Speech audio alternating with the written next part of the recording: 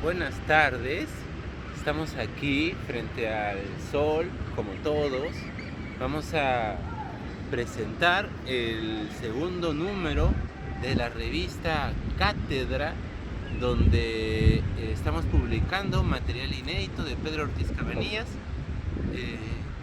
y hemos consensuado que esta revista sale trimestralmente y que un poco va a ser el faro que nos va a estar guiando en los próximos 10 años hasta arribar junto con el Ortiz inédito a la celebración de su centenario.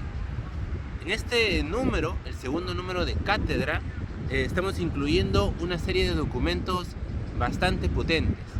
Una de las cosas que quizá se le podría haber reclamado a Pedro Ortiz es no haber sido lo suficientemente explícito con respecto a algunos temas de corte político, ¿ya? Eso de algún modo lo estamos resolviendo en este número y quisiera solamente, como una suerte de introducción, compartirles los títulos de los documentos que estamos incluyendo. Uno de los documentos es un artículo breve pero intenso, como se diría, picante, que él mismo tituló "Cómo empezar a ver una realidad social que debe cambiar". En este documento del año 2006, un poco Ortiz nos invita a entrar en el pensamiento de los anarquistas y los revolucionarios para tratar de ver otro mundo en el cual estamos conviviendo todos. Adicionalmente, hemos incluido un discurso del año 2000. El 2000, la Universidad Nacional Mayor de San Marcos le otorgó al doctor Germán Berríos, le otorgó el grado de doctor honoris causa y le pidieron a Pedro Ortiz que él, dé el discurso de bienvenida y de aceptación y de entrega del doctor honoris causa. Ese discurso ha pasado prácticamente desapercibido durante todo este tiempo y lo estamos recuperando aquí y lo estamos publicando. Es un discurso en el que vemos cómo Ortiz recupera sus memorias desde los años 60. Él nos va a comentar ahí un poco cómo era haber asesorado la primera tesis de Germán Berríos, tesis que por cierto fue rechazada en la Facultad de Medicina, y cómo a partir de ese momento se gestó una amistad entre Berríos y Ortiz. Dentro de todos los documentos que contamos de este vínculo entre los dos, hemos seleccionado este discurso porque creemos que aquí se encuentra el espíritu mismo de Pedro Ortiz. Hay una parte en el discurso donde él se pregunta si Germán Berríos se hubiera quedado en el Perú, hubiera hecho todo lo que finalmente hizo. Uno en primera instancia podría pensar que eso no necesariamente es así, que como alguien en el Perú podría haber hecho lo que hizo Germán Berríos o lo que hace Germán Berríos en Inglaterra. Bueno, lo que Ortiz dice es simplemente que sí, eso es posible, ¿no? Que desde el Perú se podría haber creado y haber hecho toda esa cosa magistral que hizo Berríos, solamente que habría una diferencia, y es que mientras que uno lo crea en Inglaterra, de pronto florece una serie de aplausos y reconocimientos, tal como le ha pasado a Berríos, pero cuando alguien lo hace en el Perú, tal como le pasó a Pedro Ortiz, de pronto lo que recibe son críticas, juicios de valor, ¿no? Y mucho silencio y aplauso vacío. Les invito a la lectura de este segundo número de Cátedra. Estoy seguro que para los que no han conocido a Ortiz, aquí van a sentir la presencia y su voz. Estamos incluyendo en la página 12 un artículo donde hemos rescatado una serie de ponencias que da Ortiz, donde cuenta los avatares de su vida, ¿no? Todos conocemos que Ortiz no era muy dado a contarnos cuestiones anecdóticas, ni siquiera cuestiones anecdóticas de cómo fue surgiendo la teoría. Sin embargo, en este documento, en esta conferencia del año 2003, él entra mucho al detalle, ¿no? Pareciera inclusive en algún momento dice que está como haciendo una suerte de sesión de psicoanálisis.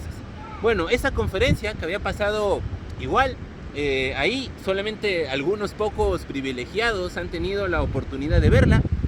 Yo tuve la suerte de un compañero aquí del colectivo que me facilitó la conferencia luego de la presentación del libro del año 2019, del libro del lenguaje, ¿no? Y bueno, hemos tenido a bien transcribir toda esa conferencia y le hemos incluido aquí bajo el título de La voz de Ortiz. Les aseguro que el que entre a la lectura de ese texto va a sentir que es Ortiz mismo el que le está hablando. Y de algún modo ese es el espíritu que estamos buscando con esta revista. No es cierto que Ortiz no está con nosotros, Ortiz está más presente que todos juntos, ¿no? Es probablemente tan intenso como este sol, tan intenso como este mar, tan intenso como este viento, tan intenso como este todo en el cual estamos sostenidos. Por último, estamos incluyendo un documento casi misterioso, ¿no? Ortiz alguna vez tuvo la intención, no sé si por él o por alguien, de grabar un documental. Y para eso cogió una de sus presentaciones tituladas El sujeto moral y empezó a escribir en las diapositivas indicaciones como si fuera un guión de una película, ¿no? Indicaciones como mira la cámara, como levanta la voz, ese tipo de cosas, ¿no? Ese documento que hemos encontrado dentro del archivo digital lo estamos incluyendo acá y es un modo, además, como vemos que el mismo maestro empieza a explicar sus diapositivas. Uno de los aspectos más interesantes del legado que tenemos de Ortiz es la gran cantidad de clases y conferencias que él brindaba, ¿no? Prácticamente es difícil entender cómo alguien con tanta responsabilidad se daba tiempo de hacer todos estos espacios.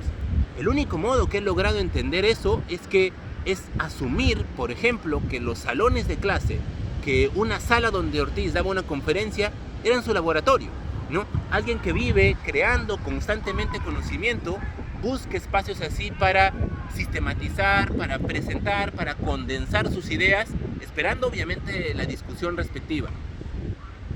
Eso explica por qué Ortiz tiene tantas conferencias, tiene tantos cursos. De todas esas conferencias y cursos, que prácticamente es la última década de su vida, lo único que nos quedan son presentaciones, ¿no? Digamos, diapositivas. Cuando uno mira las diapositivas, claramente sientes la incompletud, sientes la ausencia de Ortiz, ¿no? Para quienes hemos tenido el gusto de haberlo visto exponer sus diapositivas, ver ahora las diapositivas es claramente ver algo incompleto. Eso se resuelve en este documento muy particular del año 2004 porque él mismo transcribe la explicación de cada una de las diapositivas. Entonces creo que es un ejemplo que deberíamos seguir. Todo aquello que manejamos ciertamente algo de la teoría, deberíamos seguir para darle vida a esas diapositivas que están ahí esperando de algún modo despertarse, esperando de algún modo que alguien las ponga de pie y las eche a andar. Sin más, los invito a la lectura de esta revista trimestral, Cátedra, el segundo número. Hemos prometido que vamos a llegar hasta el número 40. Ahora parece una cosa como que un cuaderno y nada más, pero ya esto es el segundo, ya más o menos va teniendo cuerpo. Cuando veamos cómo va a ir creciendo esto y cuando lleguemos eventualmente al número 40, se va a ver una biblioteca muy bonita.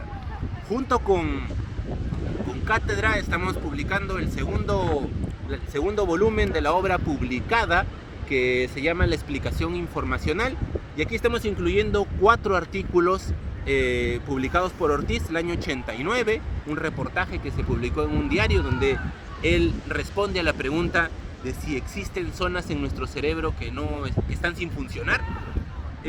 Y contenemos también aquí una de las conferencias, vamos a decir, inaugurales, donde se empieza a plantear el esbozo de lo que luego va a ser la teoría. Una conferencia de 1991, un artículo del 99 y finalmente una publicación del 2001. De este modo, entonces, les invito a todos a la lectura de Cátedra 2 y la explicación informacional, y espero que sientan, como todos, la presencia de Ortiz y que sean sus propias palabras, que sean sus propias ideas, que sea su propia voz o como él diría, la información social la que nos conduzca. Nos vemos bajo el sol, como siempre, con fuerza y fe. Chao.